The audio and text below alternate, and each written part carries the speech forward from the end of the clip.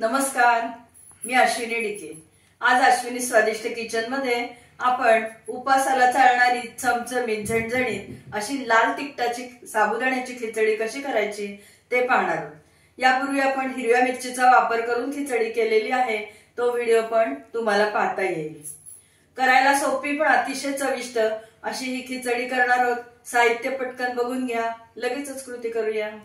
आज आपण साबुदाण्याची लाल तिखटाची खिचडी बनवतोय।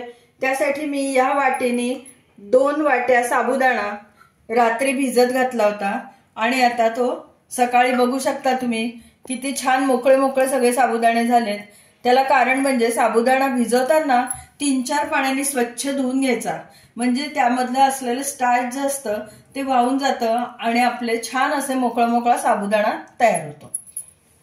आता साबुदाण्याच्या खिचडीत घालण्यासाठी इथे मी 2 छोटे म्हणजे मध्यम आकाराचे म्हणू शकता बटाटे उकडून घेतलेले आहेत। सालं काढून आपल्याला त्याच्या फोडी करायच्या आहेत।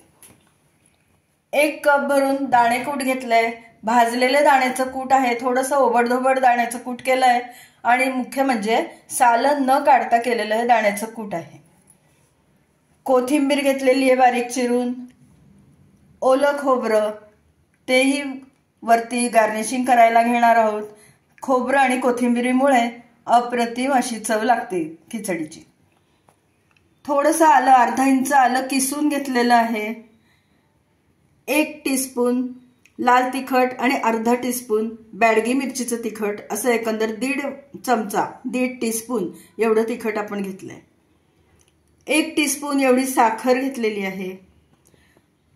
तेलाची फोडणी आपण करणार आहोत। कुकिंग ऑइल जे आपण नेहमी घेतो ते शेंगदाणा तेल ऑइल, रिफाइंड तेल, त्याच्यात फोडणीमध्ये घालण्यासाठी इथे जिरं घेतलेलं आहे। स्वादानुसार मीठ घालायचं आहे। काही लोक उपासाला जिरं आणि कोथिंबीर खात नाहीत, तर त्यांनी हे 2 पदार्थ खिचडी करताना वर्ज करावेत, घालू नयेत। आता आपण लगेचच कृती करायला घेऊ। आता आपण पहिल्यांदा काय करणार आहोत, हा साबुदाणा एका मोठ्या बाउलमध्ये काढून घेते। बघू शकता तुम्ही किती छान अगदी मोकळा मोकळा आहे, मस्त हाताला चिकटत नाहीये। आता त्यामध्ये आपण घालणार आहोत हे दाण्याचं कूट ओबड धोबड केलेलं आहे। मीठ घालायचंय स्वादानुसार। मिश्रण झालं की थोडंसं चव घेऊन बघायची, मीठ कमी वाटलं तर नंतर परत वाढवता येईल। साखर घालूया। थोडी साखर घातली की ती खिचडी अतिशय चविष्ट लागते। हे जे तिखट आहे त्यातलं थोडं तिखट मी या मिश्रणात मिक्स करणार आहे आणि थोडं फोडणीत घालणार आहे, जेव्हा आपण बटाटे त्यामध्ये घालणार आहोत तेव्हा। या स्टेजला आल्यावरती आपण सगळं मिक्स करून बघायचं आणि चव घेऊन बघायची मिठासाठी। थोडी कोथिंबीर पण घालतेय।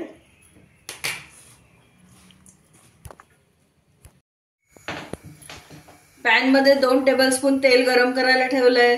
तेल गरम झालंय, आता आपण त्याच्यामध्ये जिरं घालूया आणि जिरं चांगलं तडतडलं फुललं की मग बाकीचं साहित्य। आलं घालतेय, आल्यामुळे फार सुंदर स्वाद येतो। थोडं लाल तिखट आणि हे बटाट्याच्या छोट्या छोट्या फोडी करून घेतल्यात, फार मोठ्या फोडी केल्या नाहीयेत। थोडं तिखट आपण साबुदाण्यामध्ये घातलंय आणि थोडं इथे घातलंय फोडणीत, म्हणजे बटाट्याला पण छान चव लागते त्याची। थोडंसं मीठ बटाट्यावर पण घालतेय।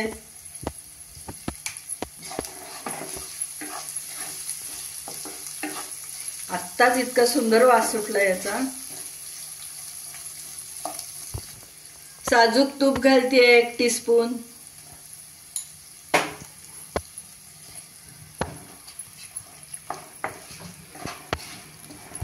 आता हा मिक्स केलेला साबुदाणा यामध्ये घालूया।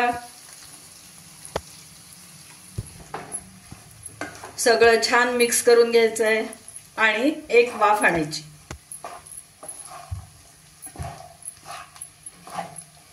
ओलं खोबऱ्यातलं थोडंसं म्हणजे साधारण 1 टेबलस्पून एवढं खोबरं आत घालते शिजवताना। ऑप्शनल आहे आतमध्ये खोबरं घालणं। आणि थोडी कोथिंबीरही घालतेय। छान सगळं मिक्स करूया आणि झाकण ठेवून अगदी 2 मिनिटं वाफ आणून घेऊया.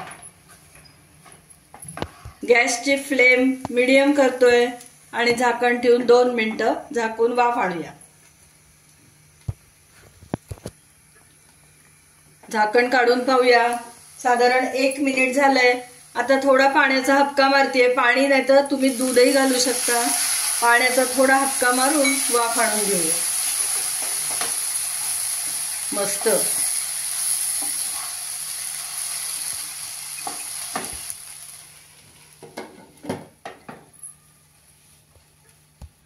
दोन मिनिटं आपण वाफ आणायला ठेवलं होतं. मस्त. काय सुंदर रंग आलाय बघा. आता थोडासा लिंबू पिळूया आपण.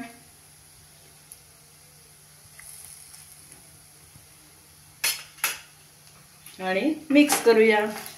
आपली लाल तिखटाची चमचमीत झणझणीत खिचडी करून अगदी तयार झाली आहे. पटकन आपण सर्विंग डिश तयार करूया. खिचडी बरोबर खाण्यासाठी आपण इथे गोड चटणी करतोय दाण्याच्या कुटाची. 1 टेबलस्पून दाणेकूट घेतलंय. त्याच्यामध्ये आपण दही घालूया. घरी लावलेलं गोड दही आहे, आंबट दही नाही. मीठ अगदी किंचित घालायचं. गोडसर चटणी करायची आपल्याला. आणि साखर.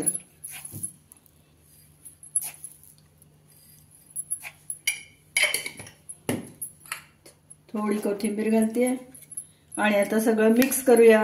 घट्ट वाटत असेल तर पाणी नाही घालायचं, थोडंसं दूध घालायचं. दुधाने सैल करायची. मस्त आपली गोड चटणी करून तयार झाली आहे.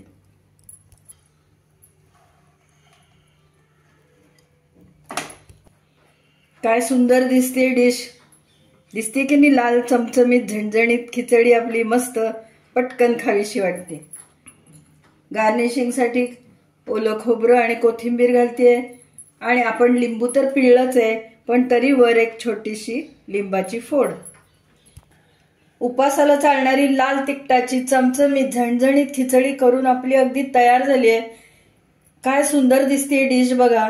तुम्ही पण या पद्धतीने लाल तिखटाची खिचडी करून पहा आणि मला नक्की कमेंट द्या. आज आपण जी गोड चटणी केली आहे, अशी चटणी तुमच्यापैकी कोणाकडे करतात का, मला कमेंटमध्ये सांगा. या चटणीमुळे खिचडी खायला अजूनच मजा येते. तुम्हाला जर माझा आजचा लाल तिखटाच्या साबुदाणा खिचडीचा व्हिडिओ आवडला असला, ही रेसिपी आवडली असली तर लाईक करा, जास्तीत जास्त लोकांमध्ये शेअर करा आणि अजूनपर्यंत माझ्या चॅनलला सबस्क्राईब केलं नसेल तर सबस्क्राईब पण करा. सबस्क्राईब करताना शेजारचं बेल आयकॉन दाबायला विसरू नका, म्हणजे वेळोवेळी पाठवलेली नोटिफिकेशन्स तुमच्यापर्यंत अगदी लगेच पोहोचतील. पुन्हा आपण नवीन अशा छानशा टेस्टी स्वादिष्ट रेसिपीसह लवकरच भेटूया. तोपर्यंत धन्यवाद.